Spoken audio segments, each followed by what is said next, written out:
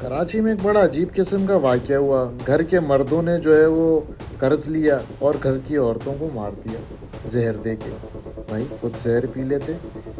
कर्ज़ तो आपने लिया हुआ था, तो औरतों को मारने की क्या ज़रूरत थी? जब आपने घर की ख़वातीन को मरते हुए देखा तो आपकी जो है वो जान निकल गई ज़हर पीते हुए।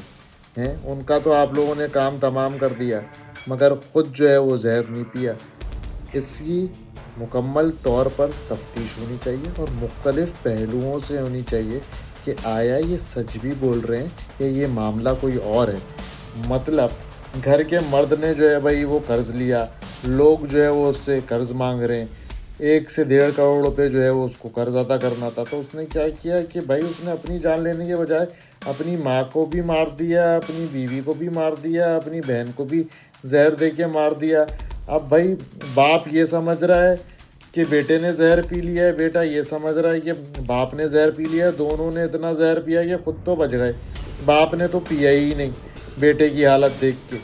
मतलब कि क्या हो रहा है यार? और पुलिस को भी चाहिए कि इसकी इन्वेस्टिगेशन करे और लोगों के सामने जो है वो हक़ाइक़ लेके आए कि किस तरीके से जो है वो माशरे के अंदर क्या कुछ हो रहा है। बड़ी ज़्यादती हुई है, बड़ा अफ़सोस हुआ जब ये ख़बर सुनी और दिल चाहा कि भाई ऐसे लोगों को तो गिरबान से पकड़ लेना चाहिए कि जब कर्ज़ा खुद लेते हो तो उतारो भी खुद।